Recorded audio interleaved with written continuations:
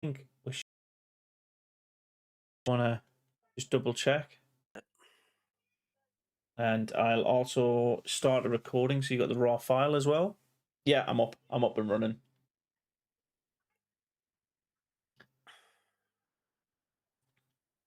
There you go. I've got you right. Well, sorry for wasting your time and all that there, like, but that setup there is class. What you've got, like, it's just going to be a learning curve, Oh, you know. it's a huge learning, like learning how to stream and stuff like that is a huge thing.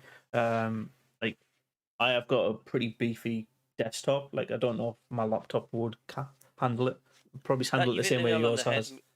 My desktop is, like I said, it's VR compatible. It's got more than enough, to be quite honest with you. And it's I should have just used the desktop from. Yeah, we'll set Day it up one. from But next week, shall we, mate? there's always next week, mate. There's always next week. But you can try it tomorrow night on your Sunderland live as well. As you're watching them tomorrow, aren't you? Yeah, but like I say, I'll have to go through the OBS 3 or 4 times to get that set up and stuff like. But yeah, I'll probably get my desktop set up in the conservatory and just get it chatted up on there. Yeah. Just Spanner's no. here, by the way. Spanner's here. Hello, Jeff. How are you doing, mate? Like 605 foot. Yeah. What you got to do is, if I were you, I'd give Jeff make him a moderator, give him a spanner because he's a good lad and he does loads of the Sunderland channels and stuff, and Oh, wicked. he keeps all the nasties at bay. He does. Oh, fair. Spanner, would you be up for that, mate? Because I don't want to like just add more moderation to him if he's not up for it. But yeah, but just for your reference, Spanner, like I've been streaming Sunderland stuff for about a month, like since the start of the new year, pretty much. But I've been doing Sunderland videos There for was a about a second. year Let's and a have a quick bit. toilet break. 2 seconds. Quick toilet break. No, no worries, mate. No worries. But yeah, Sunderland born and bred, ran away from the place, I guess. Now went to uni back in 2009 and haven't lived in the northeast ever since. So yeah, yes, no bother. Awesome. What I'll do is I think there's a quick way of doing it on here. There you go. Add moderator bar. That's a really easy thing. Just click on the three dots and make you a moderator. You should have a spanner now, Spanner Man. Sick. Right. Just want to make sure it's not too loud. But yeah, the idea of these shows, when they do. Hello, I'm back. Sorry. Welcome back, DJ. The idea of these Monday night football shows is to basically for us to have a healthy discussion around how well or bad we performed over the weekend and like catch up with all Sunderland news essentially, rather than back and forth. DJ is a good lad. Call me Jeff. Call me Jeff. Welcome to Stream Elements again. Yeah. No, but thanks for trying to get me set up. What was happening, Jeff, was basically my laptop wasn't powerful enough, but I've got a beefy gaming PC. So next week, we'll be on my channel, and the week after, I'll be back on ANTH. But we're all good. The main thing is we're good tonight. That's the main thing. It is. Just getting a couple of your like I was on your stream obviously there, and just getting a couple of your videos just auto playing in the background, so you got a couple of extra views there, DJ. Yeah. But like I say, we just started this off, haven't we? And we're gonna obviously it's gonna go from strength to strength and that. But you got to start off as a small seed and the odd hiccups here and there. And like yourself, you're a busy man. You get in from work. Yes, Jeff, it's going to be a regular thing every Monday at 8 o'clock, mate. We're going to be 8 o'clock, but we are going to switch it between the channels for a while, I think. Yeah. I think, well, last week was mine. This week was supposed to be yours, but still some technical issues. I think we'll iron them out offline, so we can just chat about the game. I think, unless you want to just avoid the game for as long as possible. No, it's avoid the game as long as possible. Well, should we go from obviously? Should we just jump straight in then, and we'll discuss the MK Dons match then? And here we go again. And what was your take on it? And what did you think? I was just very disappointed, very angry. Just yeah, I thought the whole idea of this chop and changing at the top of our team was supposed to introduce more solidarity between our players and iron up some kinks in our defense. Don't get me wrong, like MK Dons are above us and were above us at the start of the game for a reason. They were better overall on the season than what we have been, but they were a team that we could, if we played it right, won. We could have picked up points against these guys, and the fact that we haven't, it's just a more continuation of the same old, same old, same old. We've slipped out of the playoffs as well because of it. What's your take? Yeah, I thought the second half was a little bit better, to be quite honest with you. I found we've been lacking in the middle of the park as well. We've had Yeah, no creativity whatsoever. It's just been the same, the long ball, the long hoofing up, the ball's getting past the no man's land. And I found when he brought Clark on and then Pritchard could move more into the centre, we looked more creative. We looked like we were starting to carve them over, and Clark was running rings around them. yeah. And it was fine lines with me, if you ask me, because if it wasn't for Matetia's mistake where he just misplaced that pass and it was far too short, I think we would have come away with a point there. I think it is just fine lines. I think we started to play a little better, but it was an awful pass and it just caught us off guard. And it was on the stars, wasn't it, for Wickham to score? It just had to be. But I think it was just being a little bit hard done by saying absolutely awful and that. I mean, in the day, MK Dons are up there for a reason, aren't they? Yeah, they are, and I don't. It's one of those things where we like on the day we could have beat them. That clearly wasn't our day. I don't know how else well to put it. Like it's just, like I said, it's just more of the shit show that continues. I think what will happen though once we do go past that corner, past that bridge, is we'll kick on. Will it take like a game like this? What the next game that's up against Burton? We're out of the bottom. We're out of the playoff zone. Will it take a game like Burton to rescue us, or will it be another week, another 2 weeks, and then it's like a catch-up game? Because I think Sunderland do better, and forgive me if I'm wrong here, but like they do better when we are the underdogs. When we're the best, or perceived to be one of the best, we fuck up a lot. What do you reckon? Yeah, we do.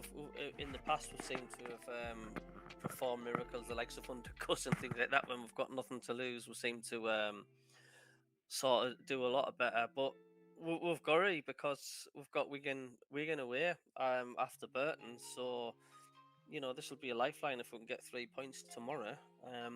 But it wouldn't at all surprise me if Sunderland go and get a result at Wigan. That's how warped this team of ours is. It really just wouldn't surprise us.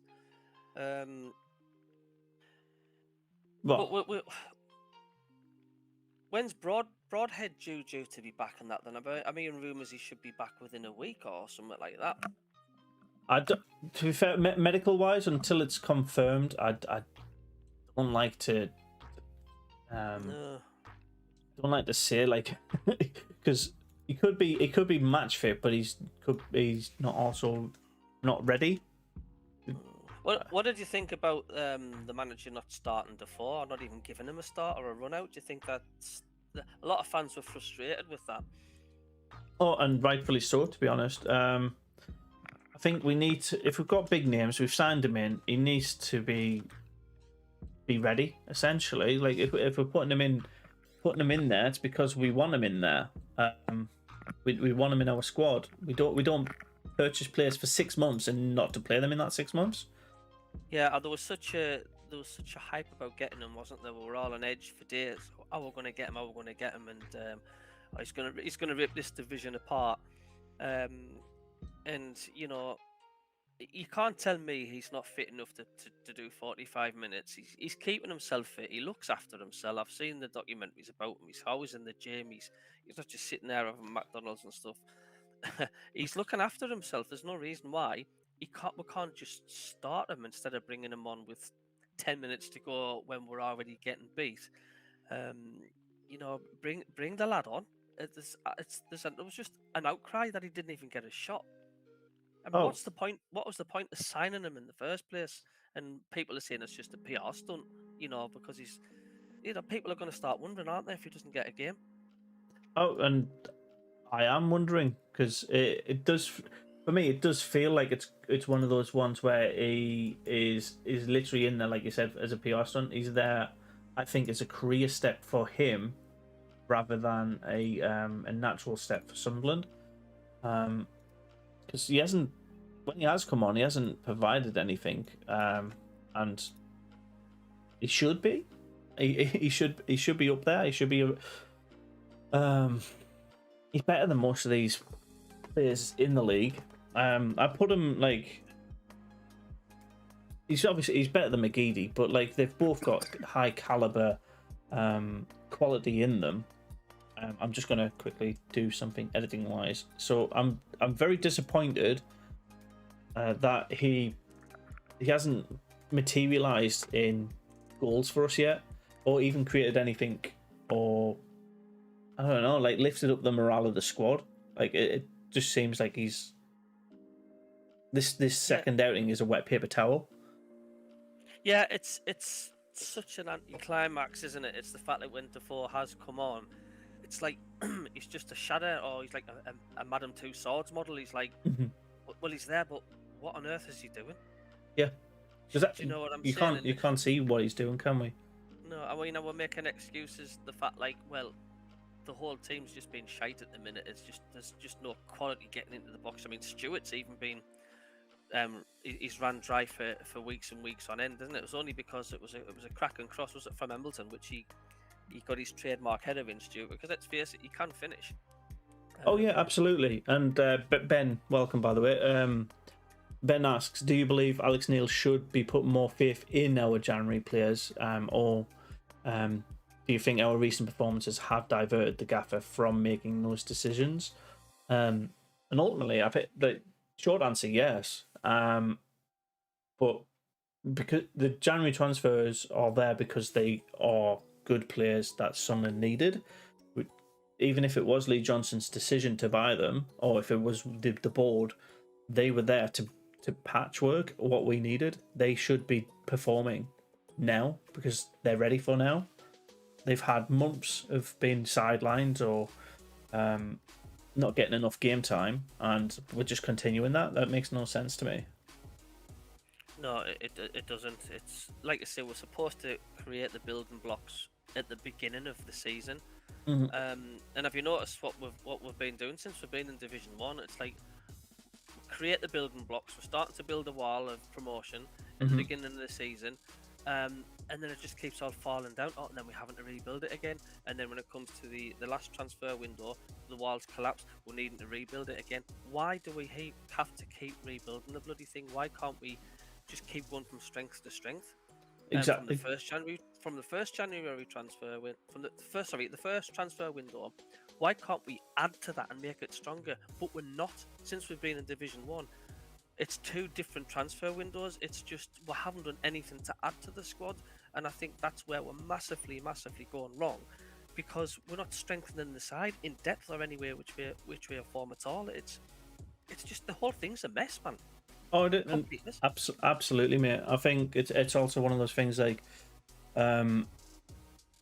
it's that patchwork thing. We're not doing enough at the start of the season to warrant like that strength. We get a couple of signings. We clear our decks of our dross. Don't get me started. I think Charlie White was not dross for us. He just didn't like. Well, half the players that have left us is just because they didn't like Lee Johnson, not because they were dross. And I think if you look at the MK Dons game, you look at the Lincoln City game, you can tell the players are not dross.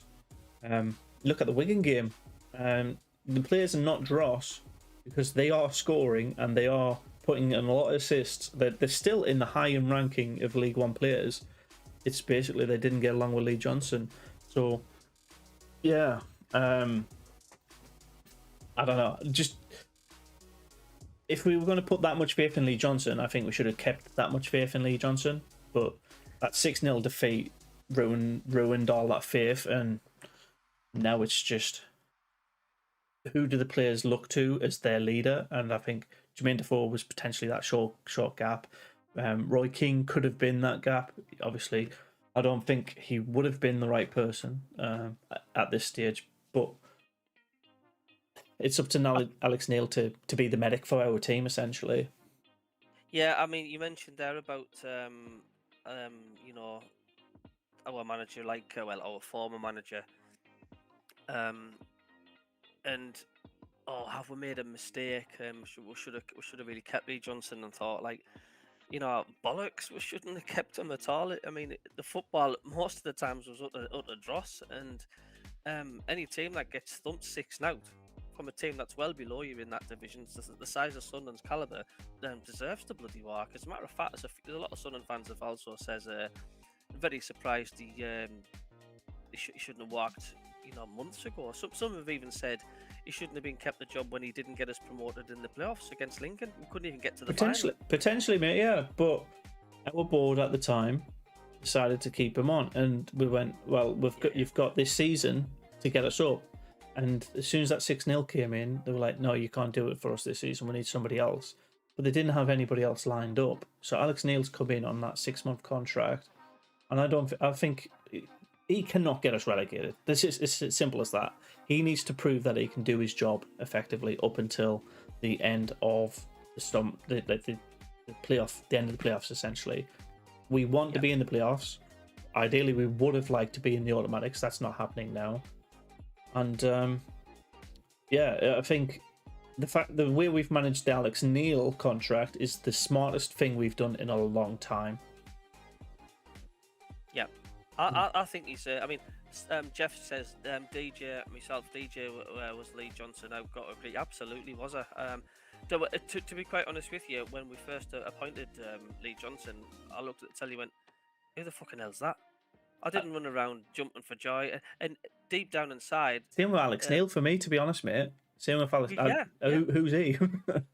Yeah, and it did not fill me with optimism. I got the same feeling with Phil Parkinson, Jack Ross, Lee Johnson, all the same feeling where I could sort of see into the future, and I just thought, this guy's not going to take us anywhere. And people saying, why are you being so negative? It's like, well, I'm not. It's like, I know our club, I know the size of our club, and I know that is such a mismatch that a manager that to come and look after Sunderland, it's just going to end in tears, and it has done.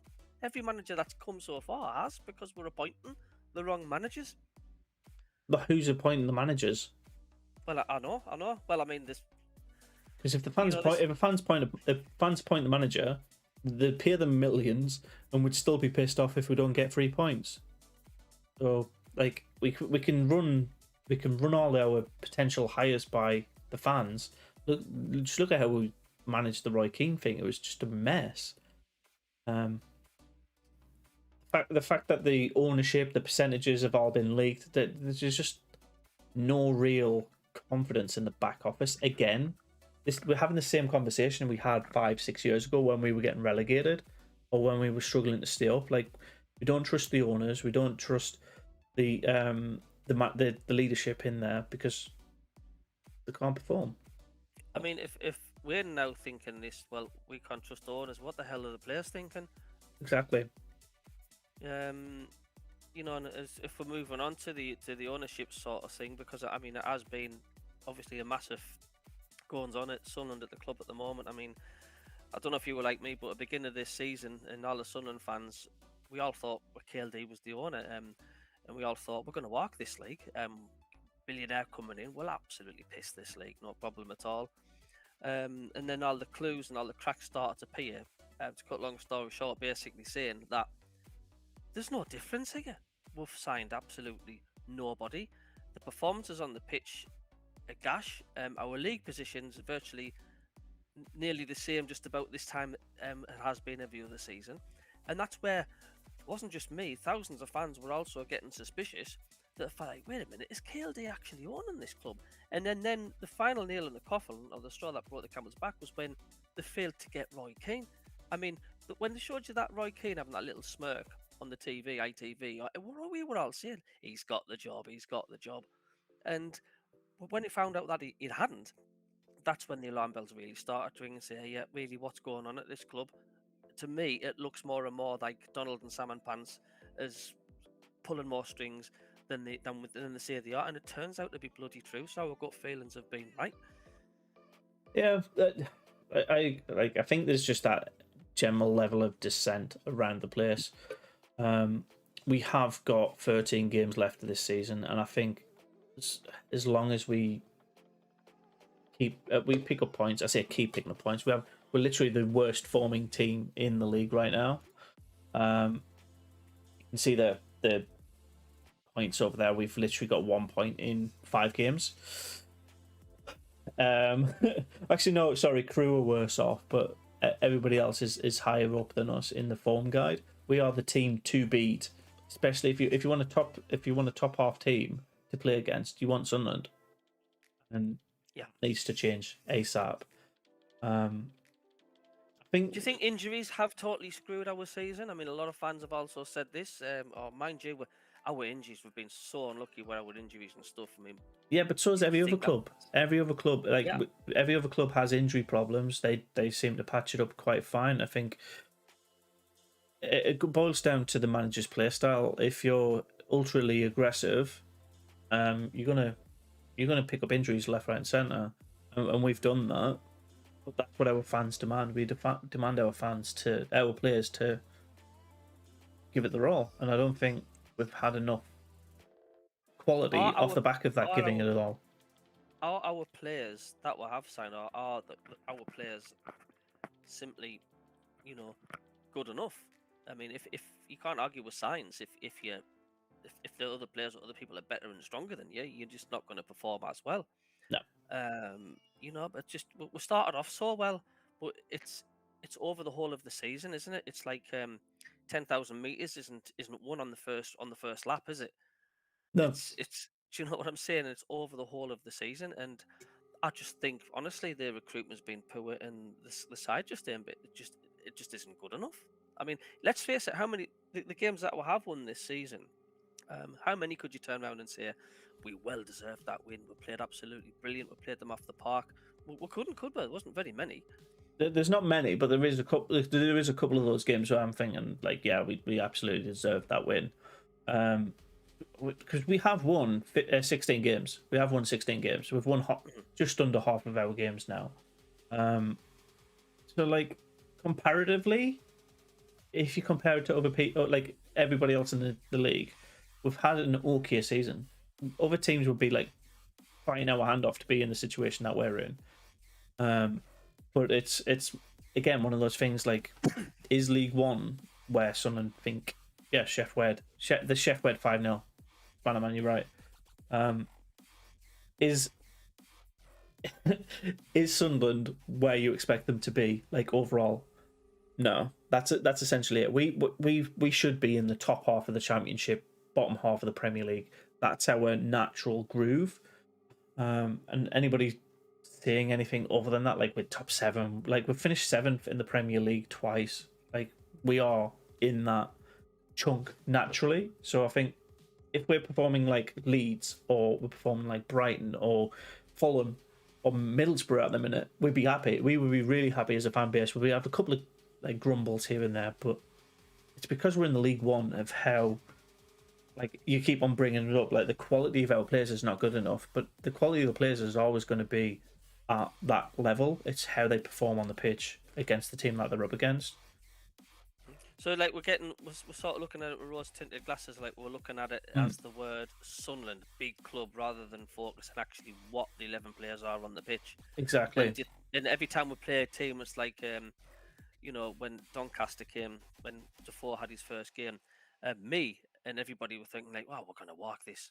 Well, really? Why? Defoe's this big name, this superstar, essentially. He's going to do that wonder goal every game for us. Hasn't happened. You No, don't get me wrong. Like when I said when he signed, I said he will get 5 goals. He will get 5 goals for us this season, and those 5 goals will matter.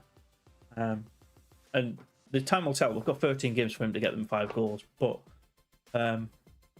yeah, crack on with your point, mate. Sorry, I jumped in. no. You're fine. Sorry. Hello to Ian Wilkinson. He's just says, but we only have 3 decent players of a Championship level. level. Yeah, and on that point, sorry, I'll jump in again. Hoffman, we see a player signed from Bayern Munich. We see a winger signed from Man City, and we're like, oh, we've got proper quality. But the reason they've come to us is because they need development, not because they're ready at that level. It's because they need development. They need first team football. We can provide them at a certain level. We're building their confidence for their parent club. It's basically we're seeing eye candy before we actually get to see the facts, and actually that's what we're doing. We're just seeing the word Man City, we're seeing the word Spurs, and we think, oh yeah, then this is class. You could say, oh, we've signed an 85-year-old bloke, Carl Butch. He's from Man City, and we've totally ignored the fact he's 85-year-old. We've just heard the name Man City, and we'll go, get in, Man City, and that's what we're doing. Mm-hmm. Do you know what I'm saying? It's like, I mean, look, we've got Matete from Lincoln. Who did we get Matete from again? I think it was Lincoln, wasn't it? Well, Matete anyway, and he's practically one of the best players on there, and he's got any, glitter or glamour around him or any big clubs, but I think that's where we've also gone wrong. We need to get some big bulky players in there. That's, as you said, instead of getting offcasts from the Premier League, it's like you're not really good enough for us at the minute. Ganterson and have a bit kick about and get up to fitness with them, but it's not actually helping us. Yeah, he came from Fleetwood. Fleetwood, from what Ben said. Yeah. Fleetwood have been trying to get rid of him though as well for a while, but I think with Matete, he is definitely League One level. I think he'd be lower Championship level as well, because he fumbles on the ball quite a lot. If he didn't fumble on the ball as much, he'd be an absolute unit for us. He's yeah. How many under 21 teams have got their got near the final in the EFL Cup, EFL Trophy? No idea, mate. We're just a feeder club, Fleetwood. We're a feeder club for Fleetwood. That'd be funny. Compare the squad against the one a season or two ago. Max Power, Chris Maguire, Jordan Jones, Charlie White. None amazing, but all miles above what we have now. Absolutely, Elliot. Absolutely. Jordan Jones came from Coventry, I think. Is that right? Yeah, I like Jordan Jones. Yeah. So we've got. I don't think we have like a quality problem on the pitch. I think we have a team gelling problem. They're all individuals. You've got big names who can perform, but they're not like bonding. You can tell that they're not bonding.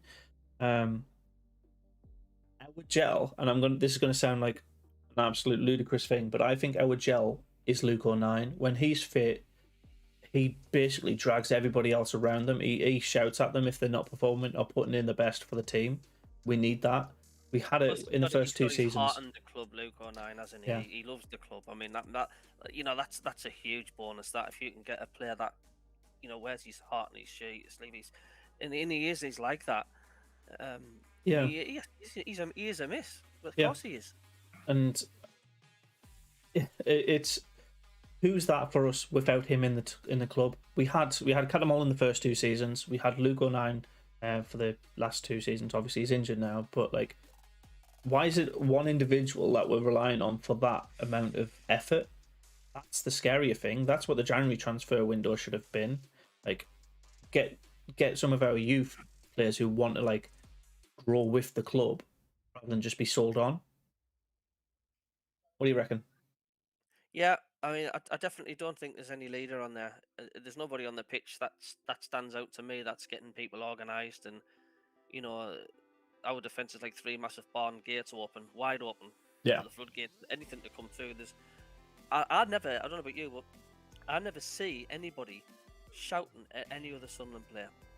Other than the fans. Yeah, other than the fans, and as you've said before, the likes of Lee Cattermole, where he was constantly slapping his hands.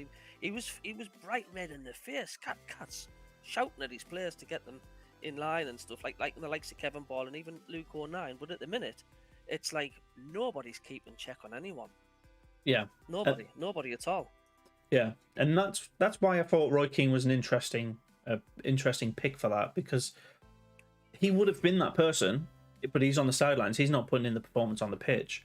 But if you have one person shouting, giving him the role, and that's the manager, but the players don't do what the manager says, is you're just going to have the same thing. You're going to have the same problem. What's your opinion on Callum Doyle? Should we be starting him every game, despite the dip in form we've seen? We know we have more opinions. Oh yeah, definitely. So I think I'd take the name out of that one, Ben. Should the players start? Only the players, the best 11 should be starting week in, week out. If they're putting in the performance on the training pitch and proving that they are the best person in that position in that week, put them in. Do you think Callum Doyle's the best person in his position? That's personal opinion, and that's Alex Neil's position as well. What about you, DJ? I don't know. It's me head spinning with a whole lot, to be quite honest with you. It's yeah, we buy and get on loan under 21 players who can't compete against second season League One players. Why? Because the majority of the shareholders have no funds to buy players. If it's about capital, and it's about the money, just get this. We as a fan base can start protests. We can do stuff at the end of the season that demand change. Because when Ellis Shaw took over the club from the Irish Consortium, that's essentially what we did. We had fans outside the stadium, literally pestering them on the way out of board meetings, saying, "Sell the club now, sell the club now," and that works. But during the season, it's just too much noise for the players to pay notice. Like, all the players will really want to do is perform on the pitch if they can and get paid. They want their house. They want their heating on. Like, if they don't win, they still get paid. You know what I mean? Like, if it's about money, change the people who are paying them. Get on the phone to the Saudis. Says Ben. Do you know what? I'm not about blood money in my club. I'd much rather have a fan ownership. The fans take over, and then have healthy debates like this, where we go, right, who's the best player for us? Send out good scouts. I don't know. They're not good enough. Yeah, they're not good enough. They're not good enough. But I think the players have a level of quality, and they're at the right level. They just need to gel as a team. I know. DJ, jump in. I know I'm jumping in quite a lot here, so you go jump for in it. as much as you want, mate. Kangaroo away. It's. I think I don't think we've seen the full potential of KLD yet, because he's not had the full reins, the full hold of things, and until Salmon Pants and Donald Duck disappears and totally out of the equation, I don't think you ever will. We can speculate and think I think possibly Keane would have definitely been here if it wasn't for the other two Muppets that were still there interfering. You can guarantee now that Salmon Pants was in the interview room mouthing all his shite and his bullshit, and Keane was just laughed at them. Yeah. To be quite honest with you, I mean, to be truthful, I was absolutely gutted when we didn't get Keno. I mean, to me that was like my heart just sank. Like, oh, for God's sake, don't say we haven't got him, because I really thought that could have been the turning point, and I can't believe still to this day they've fucked it up and not got him. He's there interviewed. Like, they should have just got him. Should have got him. They've screwed up big time there, whoever it is. I don't know about that, because we don't know what happened in that conversation. Did they go, this is the who goes into a conversation like you're getting hired for a new job at Nissan, say, for example? Do you go into there and go, who's going to be my line manager? Who's their line manager? Who's their line manager? No, you go, what's my role going to be? What can I do for this business? What can I do in position? That's what the conversation will have been like. They'll not be like, oh, this is the owner, this is who you're going to report back to. There'll be none of that. It'll be, what can I do? What are my boundaries? And how much am I going to get paid? They're the three talking points that Roy Keane's going to have. Essentially, any manager or head coach are going to have. And if those boundaries are not, like, if they're too restrictive, Roy Keane will just tell them to go fuck themselves. Let's face it. That's what will have happened. They would have he went, can I have control of who we get into the club? And they go, kinda. If it's in our budget, can I keep people out of the club? Can I do what Liam Lawrence and keep them off the bus if they turn up late? No, because we've got to treat our players with like welfare. Like, we don't know what these conversations are. So yeah, I think they'll have just gone no to everything that Roy Keane would have wanted in his role. And it could have boiled down to just core money as well.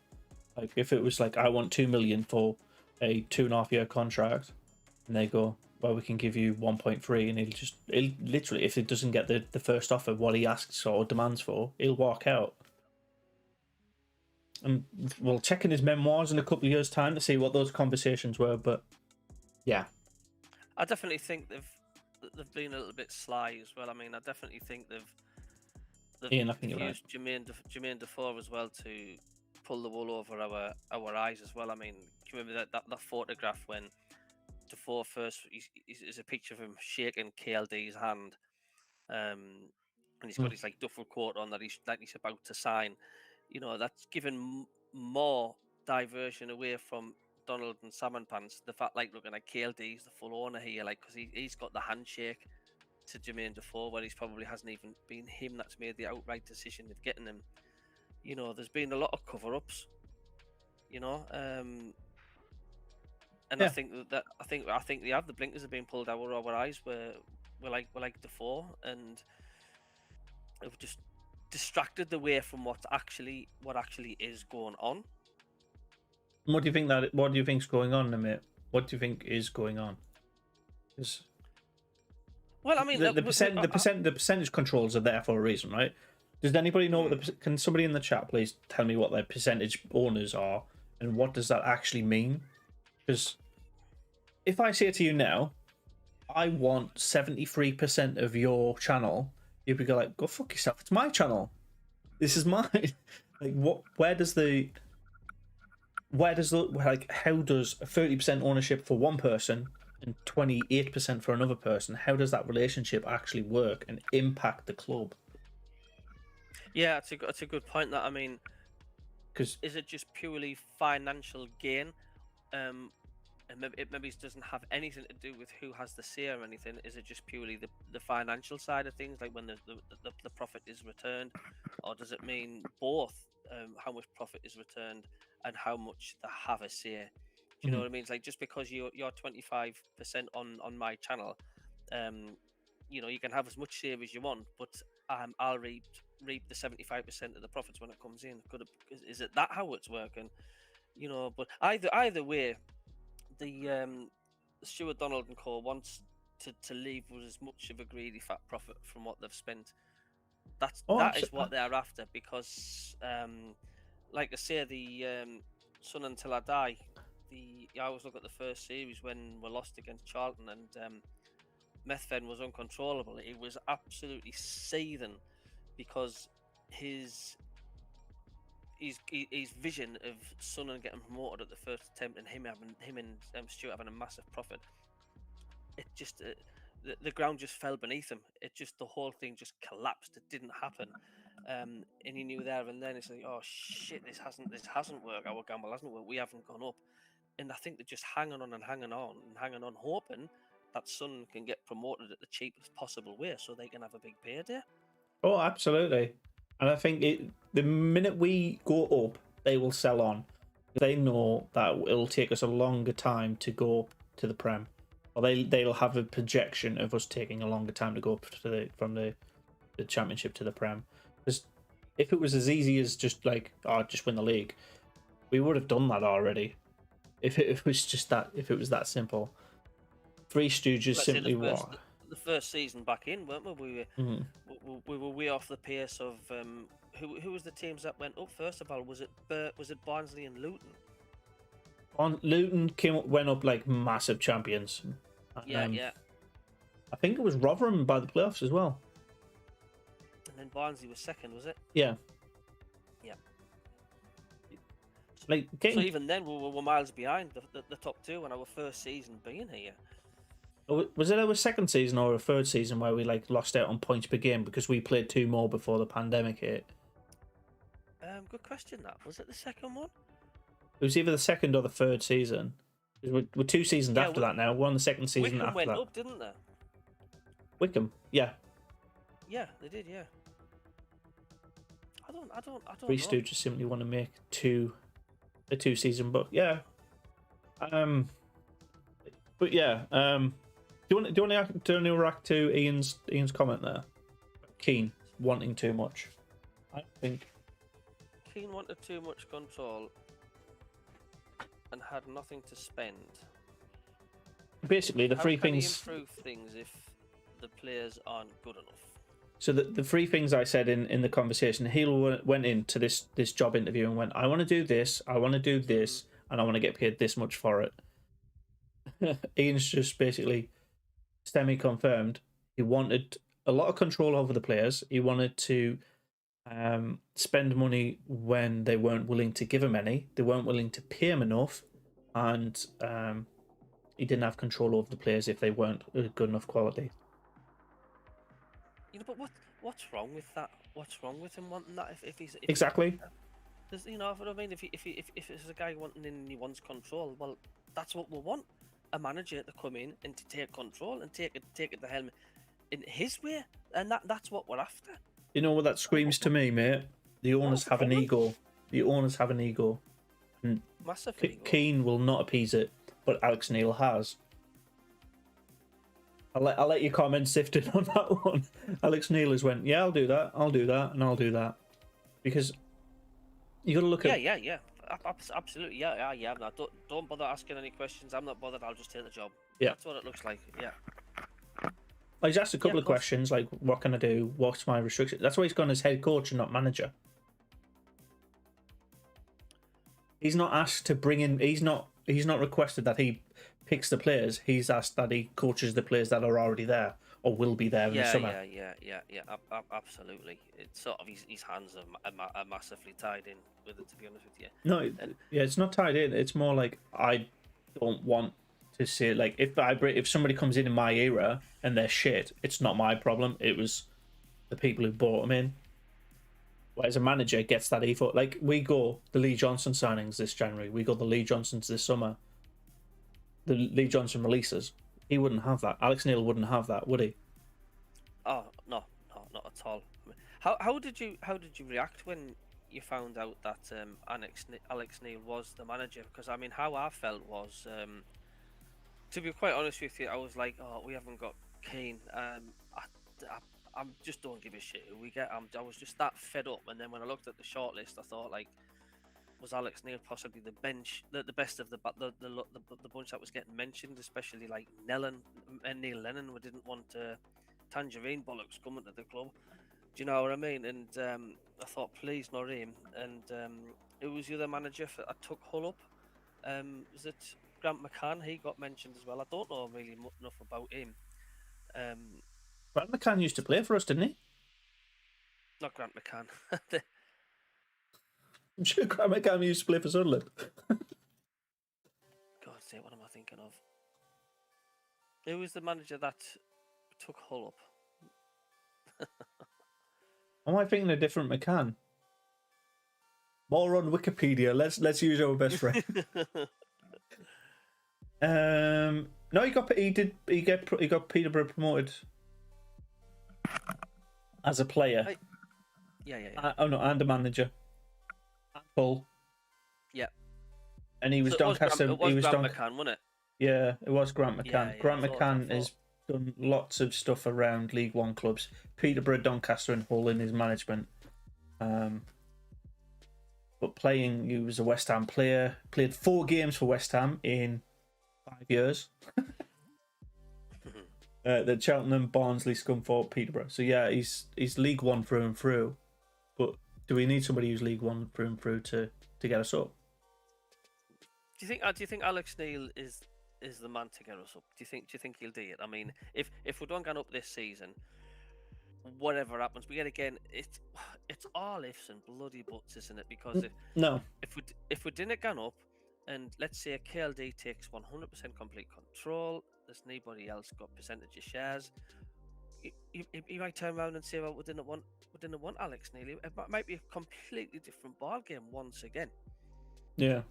Oh. But, I mean, we just don't know what's going to happen, do we?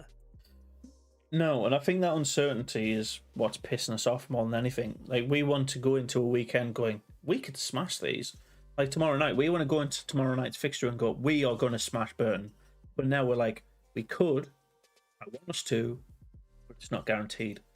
That's worse, I think. Like you're rubbing your forehead, it's stressing you out. I like Ian Wilkinson's comment here. Hello, Carl Briggs. Welcome to the chat, mate. The scene when Donald was gambling on buying Grigg to take us up when it looked as if though we weren't going up says it all. His face showed he was putting money into the club when he didn't want to. I mean, yeah, it has you see them, doesn't it? When you watch that back, how much they were running around to get Will Grigg, and it was just. Will Grigg for us was another wet paper towel. He's like this big. He's a big name. But we got excited though, didn't we? They started Will Grigg's on fire. The fans were singing his name in the pubs, and that we're getting Will Grigg. He scored in his debut, and then after his debut, he pretty much just fizzled out. He's one of those players that will play good for like the first 10, 15 games, and then just settle in. Like he'll try and skate by. Before hat-trick tomorrow, if he gets played, I don't think he's going to get played. To be honest, it's Tuesday night, it inconveniences him. And Cal is a Rotherham fan, by the way. So Cal's a Rotherham fan. Yeah, so he'll be happy. 21 wins this season. Absolutely fantastic, Cal. And to be quite honest with you, they've more than deserved it, and I hope they get up as champions because they definitely deserve it. They're just a well organised, very solid, strong, physical team. The Friday night result, though, slight dent in their form guide, but overall, like first versus second, a point each. No, nobody's going to bat an eyelid at the end of the season. Like that's how the results panned out. They're relentless. They are. They've not really let up all season. I mean, their blip is a little blip. When we have a blip, it's a blip, blip, blip, blip, blip, blip, blip, blip, blip, blip, blip. Couple of wins, blip, blip, blip, blip, blip, blip. Rotherham just has one little blip. It's the same with Wigan. To be honest with you, they may have a couple of blips and then back on the track for winning and stuff. And that's where we aren't where they are, basically. Ian's just went. Will Grigg has a long-term injury. What's his long-term injury, mate? Born fucking idleness. That's what he's got. Medical condition. You know, so would it be DJ out, salmon pants in? So say, well, salmon pants in all the way, eh? Would you think it'd be an absolute disaster if Sunderland didn't go up this season? If we don't go up? Yeah, would it be an absolute catastrophic disaster for the club financially and everything? Financially, no. I think we're on ground footing now. The parachute payments, like I think the amount of players that we had on our books into season 3 of us, like Catamol was the only one I thought that was actually putting in his effort for the money we were still giving him. It took us a couple of years to get rid of Jack Rodwell. Sorry, I more affectionately know him as Chodwell. Yeah, just now, if we lose our big players, the 4, McGeady, who else is our big players? That's the scarier thing. Stewart, Ross Stewart. If we get rid of them, we can replace them. We can replace them. And I think if we said that at the start of when we came into League One, yeah, it would have been like if we didn't get promoted, we would be struggling. But we've settled ourselves into this league essentially. Yeah, We're Portsmouth. We are Portsmouth. Yeah, we're starting to become the furniture of Division 1, aren't we? Yeah, Portsmouth, And Charlton.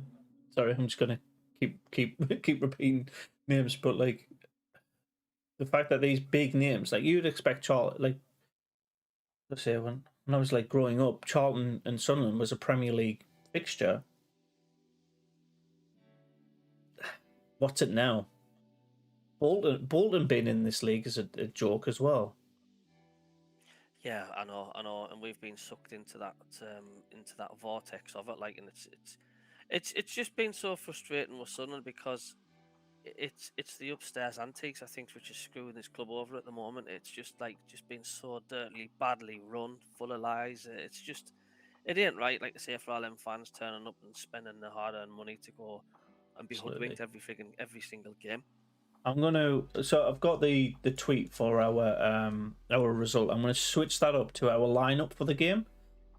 So bear with me a couple of seconds if you don't mind just taking over the. And I'm gonna have to head off, mate, because I've got to get the kids ready. I don't know if you want to No worries, carry mate. on your run for 10 minutes, mate. Before you jump off, mate, what do you reckon of the Burton game tomorrow? What's your prediction? And we can wrap it up there. We can wrap it up because we've been going an hour. Yeah, the Burton game, I would say. Oh, for God's sake, I'm gonna go for my heart's talking. I'm gonna go for 3 and out. 3 now. That is your heart talking, mate. I'm sorry. I'm going for another 2-1 defeat. Yeah. I just have no faith in us. You wouldn't be surprised, would you? No.